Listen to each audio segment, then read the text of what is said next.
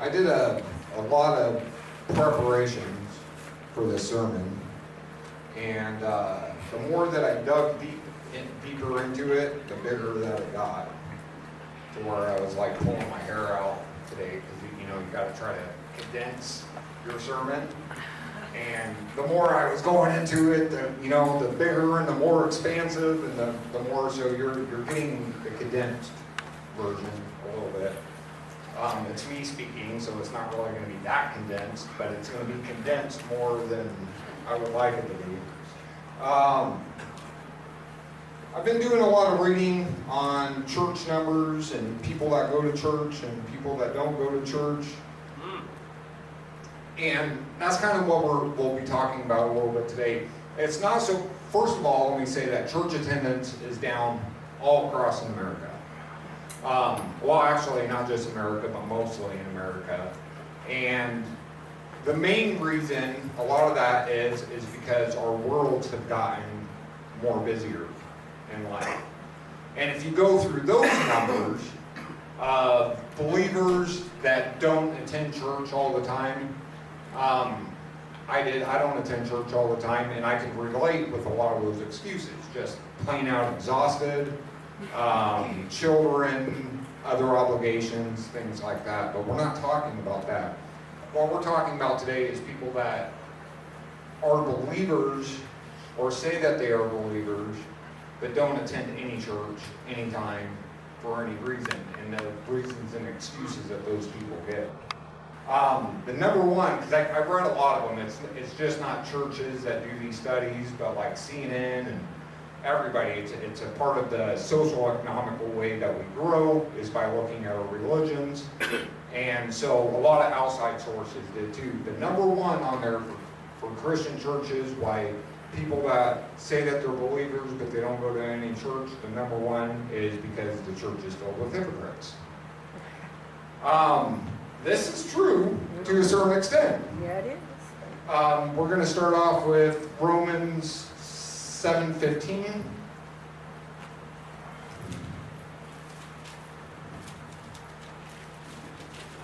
But let's look first at what a hypocrite is. So the definition of a hypocrite is a person who pretends to have virtues, moral or religious beliefs more than he possesses. That's the Webster's dictionary of what a hypocrite is. So in a way that makes every single one of us hypocritical. Let's go ahead and go to Romans chapter 7 verse 15. It says, by the way, I call this the doo-doo verse. Yes, because I do not understand what I do, but what I want to do, I do not do. But what I hate, I do. And if I do what I do not want to do, I agree that the law is good. As it is no longer I myself who do it, but it is the sin living in me. For I know what good itself does not dwell in me, that itself does not dwell in me, that is my sinful nature. For I have the desire to do what is good, and what I cannot carry out. For I do not do the good I want to do, but the evil I do not want to do, this is I keep on doing. Now if I do what I do not want to do, it is no longer I who do it, but it is sin living in me that does it. So I find this law at work, although I want to do good, evil is right there with me. This pretty much sums up every single Christian that ever became a Christian. Or if you profess that you're a Christian, it's not that we are perfect. It's that we are striving to be perfect. And every single day, we're trying to be a little bit better than the day that we was in the past. That, in a way, makes us hypocritical at times. But if you read the Word, you see that all the time Jesus speaks against hypocrites. It's the same way as saying that a Christian is hypocritical as calling a Christian a sinner. We are all sinners, and we are all capable of being hypocritical at times. But we do not live in our sin, and we do not live in hypocrisy. When Jesus is talking about hypocrites, he's speaking against people that live in hypocrisy. So that means that they know that there's a better way to do it, but they purposely don't do it that way. us as Christians, we know that there's a better way to do it. Sometimes we mess up, or we're just not enlightened enough, because I like what, like you said earlier, about the enlightenment, got more enlightenment and more wisdom. That's what it is. Peter explains that Christianity is a race, but it's not a sprint, it's a marathon. It takes time. So yes, all Christians are hypocritical, but is it the Christian's fault that you don't feel comfortable at church, or the way that, no, it's not. If you are thirsty, you are going to drink anything that's wet that is there. It just happens. If you are out in the desert and you're dying of dehydration, you're not going to look at a mud puddle and say, oh, but that's not Evian. I'm not going to drink it. I'm going to keep on going and keep myself dehydrated. You're going to drink whatever's there. So if you go into a church and you feel uncomfortable, but you know Jesus is for you and Jesus is going to quench that church, you're still going to go to that church because it's better than being dry. And in this country, we have 10,000 churches. So if you're saying that you don't come to church because people are hypocrites, first off, let me tell you, everybody is a hypocrite. Even atheists. Atheists are actually the biggest hypocrites because it tells us that we are all born with the knowing of Jesus Christ, with the goodness of God, and we prove that because without even knowing the Word, we still do good things and do things that are good because it's seated in our heart. So if you don't believe if you purposely resist Jesus Christ or the church, you're the biggest hypocrite of all. But a lot of that comes from, and it doesn't mean that you're all right to be hypocritical. We should strive every day to do what we do. Matter of fact, Jesus says, let your yes be yes and your no be no. What you say you're going to do, go ahead and do. Sometimes we fall short of that, and that's okay. Let's go in and switch over to Romans 12:3.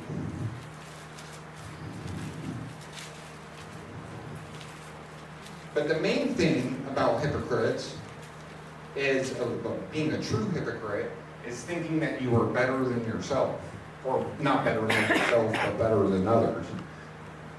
And as a true Christian, you don't believe that you're better than anybody. Matter of fact, you believe that you are the lowest form, and that's why you came to God, is because you're trying to better yourself. You're trying to make yourself a little bit greater. It's a hard thing to do, because we're always taught that there's something that's the best and something that's the worst. And if you're going to do something, you need to be the best at it.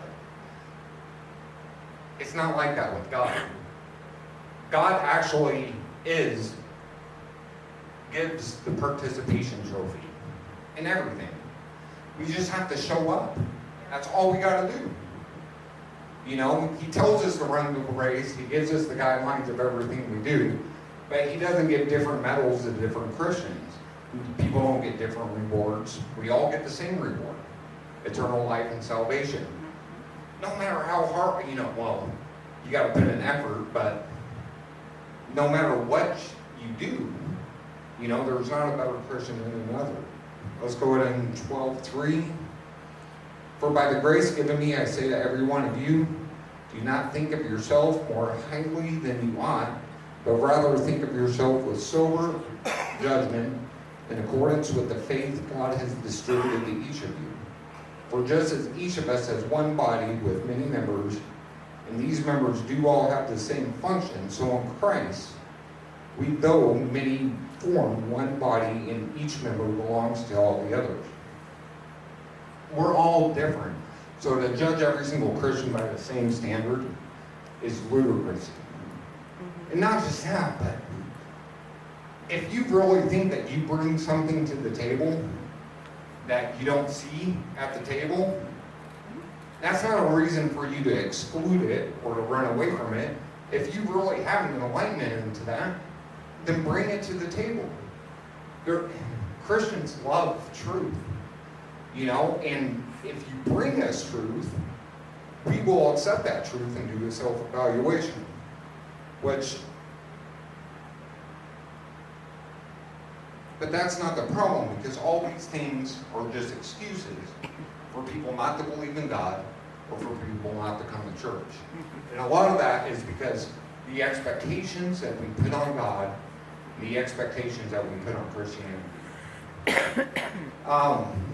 Expectations are the worst thing that not just a Christian can have, but a human being can have. Expectations destroy relationships, and they'll fill you with regret.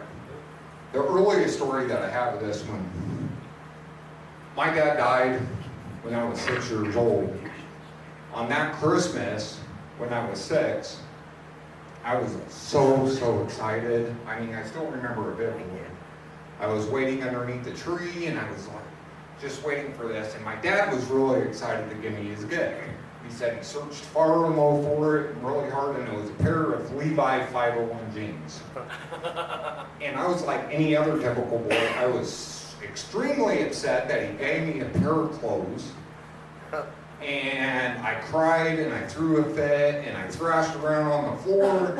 And he's like, you know, look, there's Hot Wheels and there's G.I. Joes, but, you know, it's the early 80s, you know, so Levi's were a big deal. And he's all like, look, I'm wearing Levi's, you gonna wear the same Levi's? And I just threw it out. Well, he died that year. And it's funny because even though it happened when I was 6, it's a regret that I've held my whole entire life. Because man, I would have loved to have those Levi jeans. I wouldn't even put them on, and I would have loved to have a picture today of me and my dad both in those Levi 501s. But I don't. And why? Because my expectations were high. I put on an unrealistic expectation of my dad to know exactly what I wanted, when I wanted it, even though he actually knew better. Because those memory of those jeans and us being together would have lasted me a lot farther than any G.I. Joe, any Hot Wheel, any other toy that can be given to me. And we destroy relationships the same way. You know, we expect our husband, or we expect our wife, or our children, or our parents to act and perform into a certain way. One of the greatest things of me growing up was coming to the expectation or the realization that my parents were human beings and were trying just the best that they could at the moment that they were in to do the things that they could do. But man, I held so much resentment against them because I was like, I'm this way because you did that, or I am this way because you didn't do that, or if you were more this way, then I would be better this way. What? Now that I'm a parent, they were flying by the seat of their pants. You know, we think parents to be all-knowing and all great and everything like that. There's only one being in this universe that's all-knowing and all great. To hold anybody else up to that expectation, even if they're following that one being, Jesus Christ, is completely unrealistic. I had great parents, but I held a lot of resentment, a lot of judgment, and everything against them because they didn't meet my expectations. And a lot of people are going to hell right now because God is not meeting their worldly expectations. Which is insane.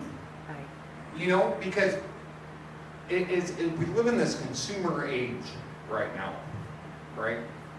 And we have been for about 60 years. We're all consumers. So if we go into Burger King and we want a burger, we want it made our way. We don't want it their way. And they tell us that. And the market adjusts and manipulates to what we want as a people.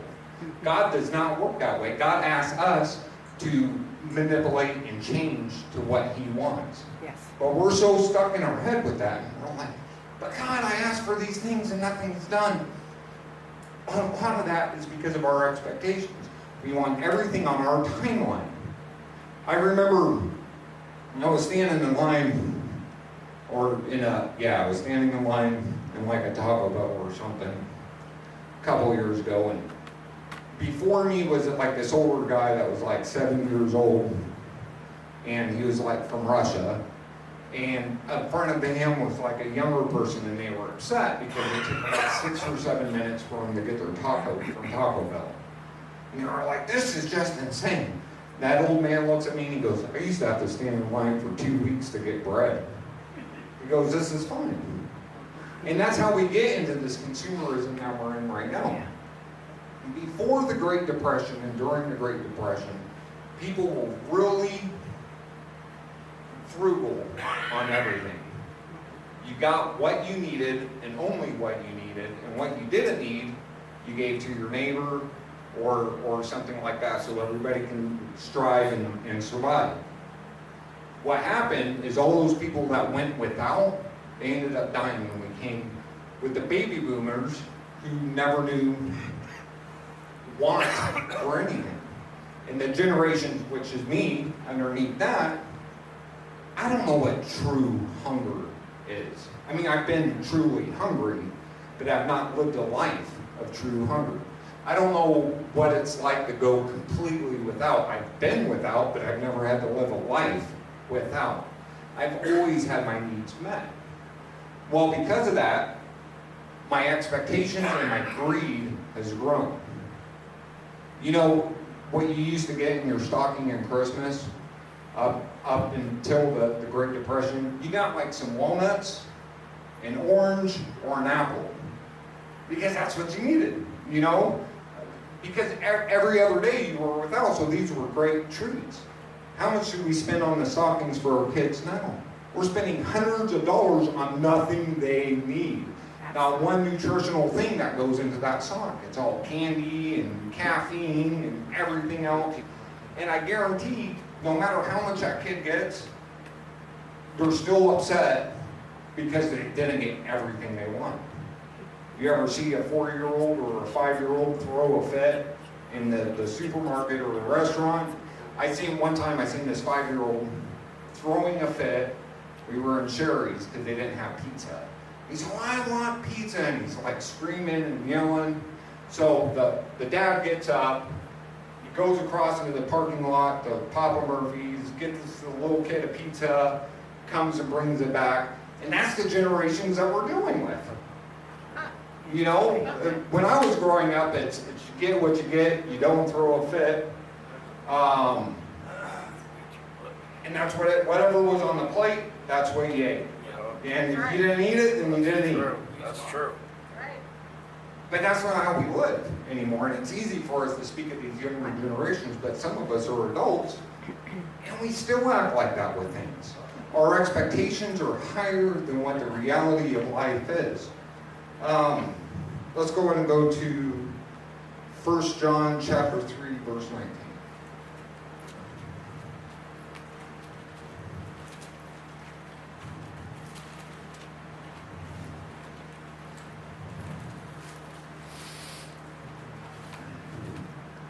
This is how we know that we belong to the truth and how we set our hearts at rest in His presence. If our heart condemns us, we know that God is greater than our hearts, and He knows everything. Dear friends, if our hearts do not condemn us, we have confidence before God and receive from Him anything we ask, because we keep His commands and do what pleases Him. And so there's a couple things about this verse. One, it talks about the Holy Spirit. When our heart condemns us, that's what's condemning us, is our Holy Spirit. And you know, before we talk about we want to do right, we don't do right, we do the wrong thing instead of the right thing, or whatever, that's growing as a Christian. And then your heart, because, I mean, if you follow my life in Christianity, and I've been technically a Christian my whole entire life, you will see a different pattern of growth all the way up. You cannot compare the Lucas friend that stands in front of you today to the Lucas friend a year ago or the Lucas friend 2 years ago, because I have grown since then. And I made mistakes. I made mistakes a year ago. I made mistakes 2 years ago. Well, for the last 49 years of my life, I have made mistakes every single day in every single way. all up into that time, but I've used that to grow and to mature, and that's what being a Christian is. The next part that I'm going to get to this is the expectations on God. A lot of people aren't following God because they asked God for something and God did not deliver. You know, maybe they lost a loved one, or they wanted this done or that done, and it didn't happen. But they go, well, God says that if we ask, we shall receive. Whatever, you know, our heart desires, God will give to us. This is true. He will, but what you deem is important and what God deems is important is two different things. And he says also, it's not without work. He doesn't say, ask, and you be like that little kid in Cherries, where his dad runs and goes and gets the pizza and gives it to him. You go ask, and then you wait. And then God will prepare you for the gift that you're about to receive. And that's what he's saying right here. He goes, and receive from him anything we ask, because we keep his commands and do what pleases him. That means that you have to already be walking into a walk of righteousness before you should even be asking for God anything after your first ask for salvation. Are you doing your part? There is nothing in this universe that is given to you tax-free except for the salvation of Jesus Christ. But everything that goes with that, we have to do our part and we have to work. So if you're asking God for things and God's not delivering them, are you doing your part up to that point? I can't say, God, I want a Ferrari, and not even have a driver's license. No father in their right mind would give a child a car without a driver's license. But we do that all the time. We act as these children and we're all like, God, give me this, God, give me that, God, give me this. And then when God doesn't do it, or he doesn't do it on our timeline, yeah, I hate you. God, you don't love me at all. Or there's no God at all. But we act like spoiled little children. Let's go ahead and go to James chapter 1, verse 23. Good, strong name. Chapter 1, verse 23.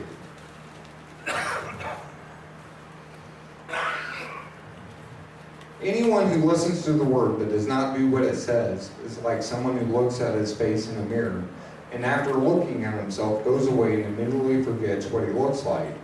But whoever looks intently into the perfect law that gives freedom and continues in it, not forgetting what they have heard, but doing it, they will be blessed in what they do. If you want to receive God's rewards, you know where it starts with? An internal examination. If you're going into a church and you're not liking the Christians that are around you, guess where it starts? Internal examination. In this program, in any program that I ever know, you know where it starts with? Self-evaluation. You're looking at the dirt in yourself. And they go, well, Christians are so judgmental. This is true. Because we are called to be in a certain way. We are not to judge the person as the way that God does not judge the person that is us. But we are to judge sin. Yes. And that's perfectly okay. But before we start judging sin in others, we need to judge that sin in ourselves. And if you ever went and talked to a pastor that's really following God, or a guy that's really following God, and you go, man, and you start confessing the things, first off, if he has no experience with that, I hope that he has the wisdom to say, hey, I don't know too much about this because I never had a problem with it, but I got a brother who struggles with this or has struggled with this. Let me talk to you. That's why we're great for each other. It's not because we hold all the answers. It's because we're all going through the same race. We're all going through the same struggles. And where I might have accomplished something in these struggles might be something that you need to hear, or vice versa. And that's where it goes, iron sharpens iron and steel sharpens steel, because we feed off each other with that. Yeah. But when we start taking these things and using them as excuses not to come into God's house, we don't get no opportunity for that whatsoever. So it's important for us to look in that mirror and go, not only just take a look, because when everybody comes to Christ the first time, everybody takes that look. And they go, oh man, you know, what I see as I am as a human being is disgusting. But everybody always likes to be number one in something. So once they become a Christian, they take that world's mentality of being the greatest. You coming to Christ is not going to free your life right away. You coming to Christ is not going to be a perfect life. Matter of fact, God does not promise us a perfect life. Amen. He promises a path to perfection. That's different. Mm-hmm.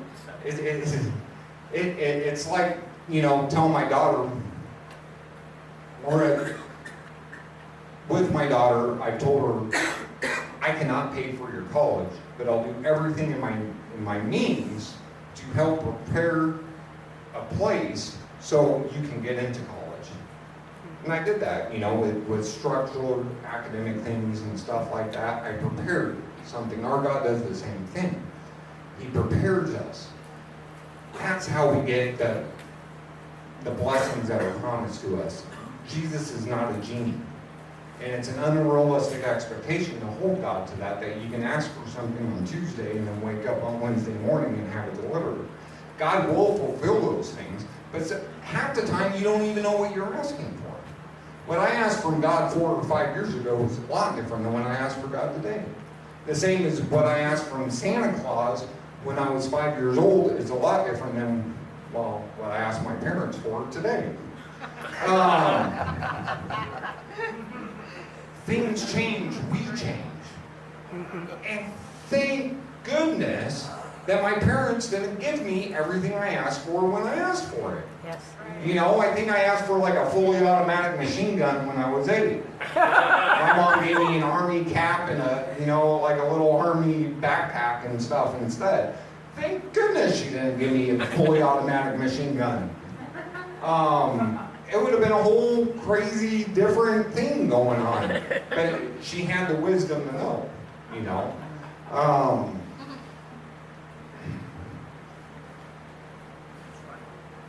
And then half of it is it's what we're asking for. A lot of the things that we are asking for is not important to God. We are so wrapped up in this world and we're so wrapped up into this earth that we find the things of the earth and the world more important than what should be important to us. So what we got to ask first is what is important to God. Let's go ahead and go to 1 Corinthians chapter 13.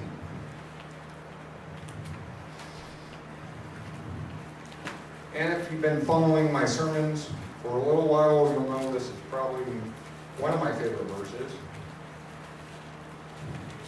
Because it really wraps up everything that a Christian should be and wants to be and needs to be. Plus, it's just pure poetry. If I speak in tongues of men or of angels, but do not have love, I am a resounding gong or a clanging cymbal. If I have the gift of prophecy and cannot fathom all mysteries and all knowledge, but I have a faith that can move mountains, but do not have love, I am nothing. If I give all I possess to the poor and give over my body to hardship that I may boast, but do not have love, I gain nothing. Love is patient, love is kind. It does not envy, it does not boast, it is not proud, it does not dishonor others, it is not self-seeking, it is not easily angered, it keeps no record of wrongs. Love does not delight in the evil, but rejoices with the truth. It always protects, always trusts, always hopes, always perseveres. Love never fails. But where there are prophecies, they will cease.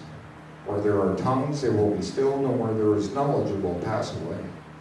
For we know in part, and we prophesy in part, but when completeness comes, when in part disappears, when I was a child, I talked like a child, I thought like a child, I reasoned like a child.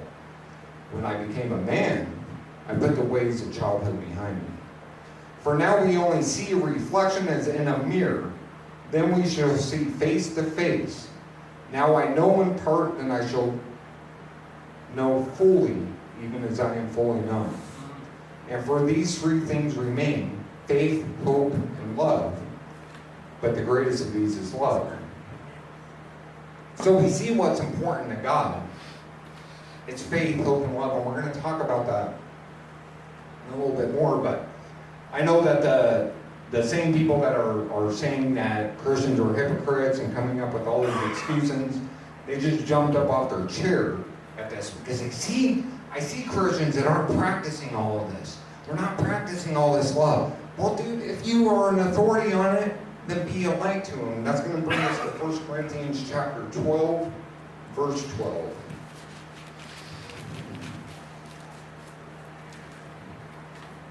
Everybody is different. We are all different, and not one Christian in here, no matter how long they've been practicing or following God, knows everything or practices everything that they should. They don't.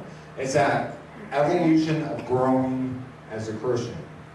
My hope is that in 2021, Lucas Wren is going to be a better Lucas Wren than he was in 2020. That's the only thing that I can hope for. You know, that I don't revert, that I don't fall back, or whatever. And even if I do, some of my biggest breakthroughs with God, some of my biggest growth, it's been when I messed up.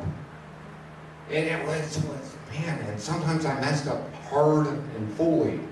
But man, it was so great now that I look back, because I was able to make leaps, jumps, and bounds in my own faith and in my own walk, that if I just stayed in the same place, or if I never did those things, I would have never grown.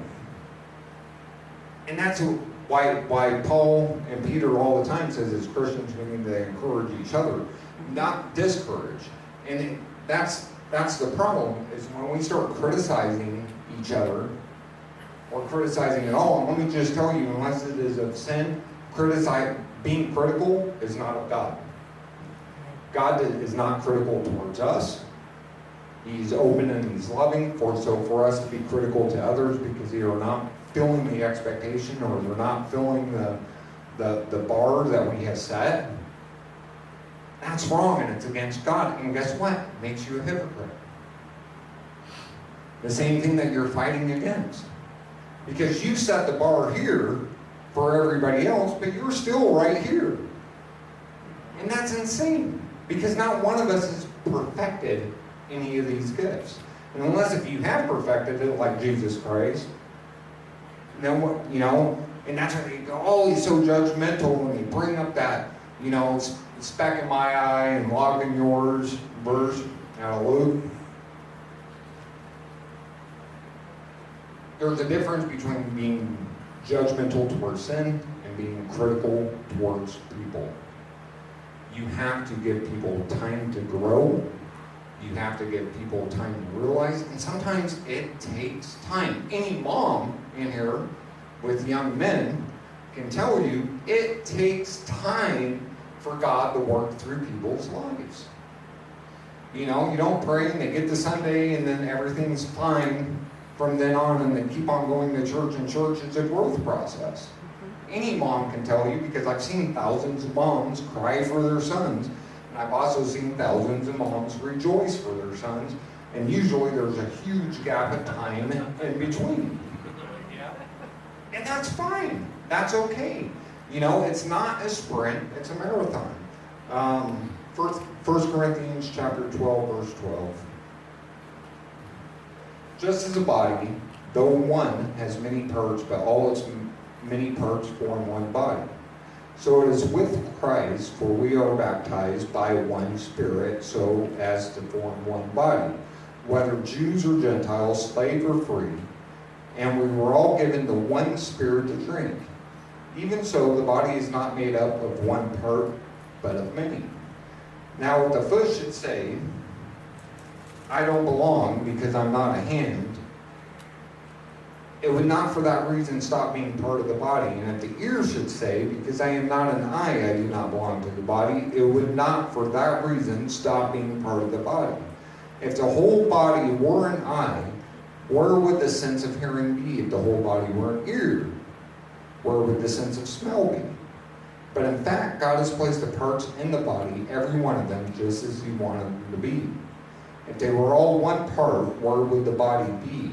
As it is, there are many parts but one body.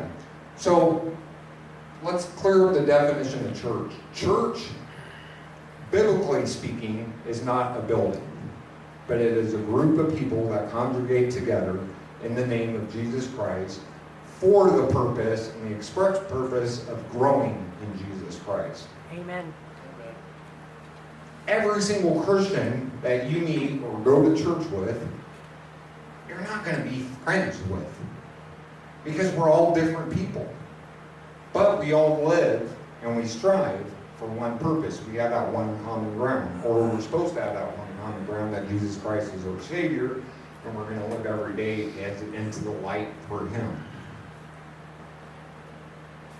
The other thing that you hear for the reason people not coming to church is that people in the church are inclusive or exclusive, meaning that they only band together in little cliques, and they exclude outside people from coming into those cliques.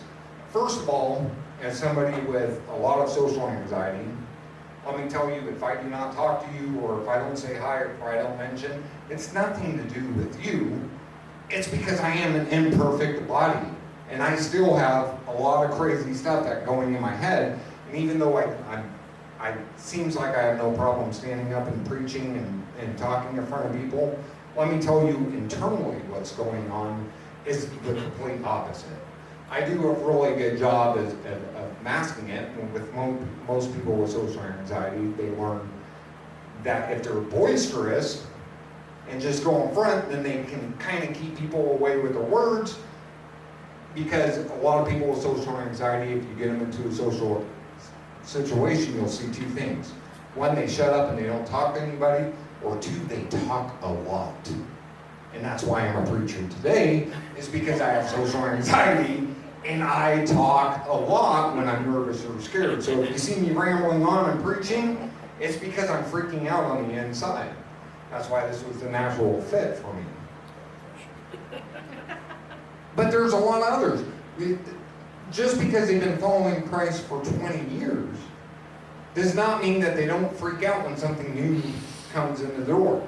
Matter of fact, the longer that they've been following Christ, sometimes it's harder because you get used to everybody that's around you. So when somebody new, it's not that you're excluding them, you're just like, okay, this is something new, it's different than my environment, God, please help me. The other part of this is we are all parts of the body. Yes. But some parts of the body are closer than other parts of the body. And that's just the way it is. The foot is closer to the knee than the neck is. And the eyes are closer to the nose or closer to the ear than the feet is.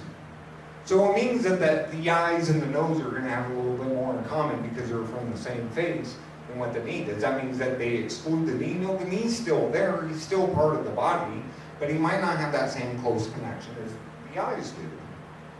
And that's fine. We do not put that expectation on any other part of society, but why do we put that expectation on Christians? That we're all supposed to be extroverts and outgoing and loving you. If you are that way, and you feel that you're being excluded, then guess whose job it is? You're a different part of the body that those parts of the body need. So it's not to exclude yourself, but if you feel that you are being excluded in church, that's more of a push for you to include yourself. And if you want to become part of that inclusive circle, as you call it, then it is up on you to become part of that exclusive circle. Same way that, let's say that I'm born with the gift of love, and which I'm not, and you're born with the gift of wisdom. And I never go and do anything with you because he's not a true Christian. He doesn't have that much love in his heart. And he looks at me and he goes, man, all that guy does is feel and he's completely stupid. He has no wisdom in his brain. Because what we're supposed to be doing together as Christians. I'm supposed to be showing the wise guy how to love more. And the wise guy is supposed to be showing me how to be a little bit smarter. That's how we grow as a body. That's how we grow. And I just realized I said wise guy. But that's how we grow as a body. Me and Scott is a perfect example. When Scott graduated the program and everything like that, he truly wanted to be my friend. And I think the more that I pushed him away and I told him I didn't want to be his friend, the more outgoing that he came to be my friend. And he was like so annoying, but I could see like his heart was pure and everything was pure. So I was like, okay, I do not like this guy, but everything he's doing is with pure motive. So I couldn't harsh anything against it. And he kept on trying and trying. Well, 9 years later, guess what? Me and Scott are friends. We're good friends. But that's because he's seen a part of the body that was lacking something. And instead of using that as an excuse not to engage with me, he uses it as an excuse to engage further. That's his gift. Scott's one of those few that his spiritual gift is pressing himself onto others. It's a unique one, but it's one that I'm thankful for. And there's been other guys like that too. You know, even with love in my life, I never really truly understood the gift of love until I seen the gift of love in another human being. We used to have a gentleman named Davey, older gentleman that would come to this church, and he embodied that gift of love better and greater than anybody else. And he's one of those that, and he'll be the first to tell you, so I'm not talking bad, that's filled with love, not filled with a lot of wisdom. Which is great, because he's that part of the body. And that's his gift, is to be filled with all that love. Yeah. And for me, seeing that, and looking, because he didn't press it on me. You need to love more. He just showed me in examples. And he was one of those that wouldn't like to leave my side either. You know? And through that, I seen what the gift of love could do, and then it was something that I wanted. And just like, you know, we were talking about with asking God for things, for expectations, I asked for love in my life way before I met Davey. But I didn't know exactly what love looked like in a human being. Not the gift of love. I know what love looks like, but I didn't know what the gift of love. By being able to watch somebody with that gift of love, it made me want more. And from the moment that I met him until now, it's a gift that I'm fighting and I'm striving more because of that gift of example, and that's what we're supposed to be doing as Christians. So if you're using it as an excuse to not come to God, you're doing the worst thing possible, because if you do have a gift that group that's being excluding you from doesn't have, it is your job to press forward and to show them that gift in you. And through that, then we grow and we become stronger as a body. And not just that, but those people also have gifts. It says every single one of us has gifts, and we're born with gifts. So not only can you show them your knowledge of whatever you have, but you can gain knowledge from them. So it is important that we react when we congregate to each other for that. He said at the bottom, the three most important things is faith, hope, and love. I looked at the dictionary, and the definition of faith is complete trust or confidence. Complete trust or confidence. So when we say that we have faith in God, that means that we have to trust God in everything that we do. So if God brings you into a church and you do not feel welcome in that church, or you do not be welcomed by those people, you have to have faith in God that He brought you into that church for a reason. And if you shy away from that, then you're shying away from your responsibility that God has put you in. Because the first thing that we do when we come to God is we submit all things of ourselves. And if you can look all through the Bible, it refers to Christians as either slaves of Christ or servants of Christ. Slaves and servants have no rights and have no expectations, because they are only given, they only eat, they only wear what their master gives them. And that's how we are supposed to be as Christians. We only eat what God gives us, we only wear what God gives us, and we only go where God takes us. We're not supposed to be doing anything on our own. It's all through with the influence of Christ. So when you're excluding a group from God because they don't have whatever, then you don't have faith in God, because he brought you in there for a reason, either to learn or to teach. And when it comes down to ministry, that's all it is. It's either learning or teaching. You're either in a ministry and you're learning in that ministry, and I don't care if you're running it, but usually the guys that are running it are learning more than the people that they're actually ministering to, or you're teaching in that ministry. So it's there's no excuse or no reason in that. Like a list of reason why people won't go. Some of it was like because they worship in a different way that I worship. It's all these like superficial things that has nothing to do with Christ. Because we put expectations on the church, we put expectations on Christians, and we put expectations on God that are completely unrealistic and have absolutely nothing to do with anything. The next definition that goes is hope, a feeling of expectation and desire for certain things to happen. It's also, if you look under the dictionary, the second definition for hope is trust. Again, it goes with faith. It's with your faith, you have that complete trust or confidence in God that everything that God is going to do for you is going to do better. But it has to be on a patient time, and then you trust that it's going to come. You have hope that it's going to come. You're putting trust and you're waiting for that. The last thing that he has is love, and it's a great insight and pleasure in something, a strong desire. And so faith, hope, and love. The first two is pretty much having trust in God in everything that you do. Now, why would God say that these are his greatest gifts? Or the greatest things that God puts up there is faith, hope, and love? It's not for God. He doesn't measure his greatest treasures by what's good for him. He's measuring his greatest treasures what's good for us. Remember before when we said that God said that we can have anything that we ask for, but we can only attain those things through righteousness if we're obedient, if we walk through them, if we listen to them. The only way that we're going to follow that path, that we're going to be obedient, is if we have faith, hope, and love. And the last part about love is having a strong desire. It's that strong desire not only to make yourself better, but hopefully by your presence, you're making others around you better.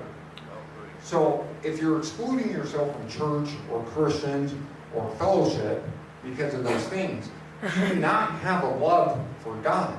Because again, I go back to the analogy that I used about like if you're thirsty in the desert, you're going to grasp for anything that you can drink. If you are truly a servant of God, you're waiting for any opportunity that you can to be able to serve your Lord. Why? Because of love. The greatest example of love that I have in my life, I would like to say is my parents or my wife, but it's not. It's my dog. My dog is the embodiment of love. No matter where I go, my dog wants to be with me. You know, if I take him to the park, he's all like, oh, you didn't take me to this park again? I like going to the other park. He's not like that. He's happy. Matter of fact, my dog Blue, who will be 10 years old this year, kind of sad because they don't have a long life expectancy, but it's also cool that I got to spend 10 years with him. That dog absolutely loves me. A lot of you guys know Blue. Big happy dog. Some things I do upset Blue, but he doesn't use that against me. He's not like my cat.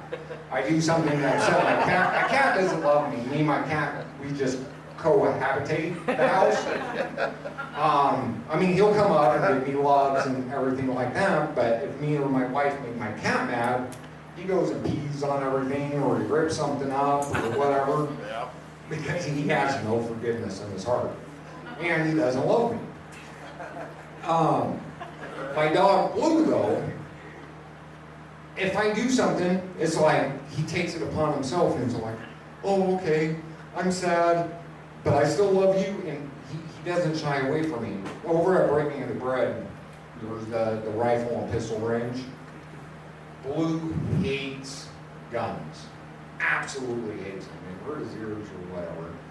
And so when we're out breaking the bread, we'll be walking up the hill, and he walks all the way up with me, and then he sees that it's the gun range, and he walks back down no matter what I'm saying to him. But he doesn't go back to camp. He sits there on the road, and he waits for me. Away from the guns, away from the noise, away from the bullets. To me, that really shows love, because he does not agree with what I do. He does not understand what I do. And even though he loves me and wants to be with me no matter what, he knows he can't be with me up there because it's too much for him. It's just too hard for him to handle. But he's getting as close to me as he can possibly be and be comfortable. So the moment that I walk out of that place, he's with me. And that's how we have to treat other Christians, with that same love. That's how we have to treat our spouses. It's how we have to treat everything. You don't have to agree with everything that somebody does, and sometimes what people do make you feel uncomfortable. But the true love is accepting them for what it is, no matter what. We all have different paths and lives.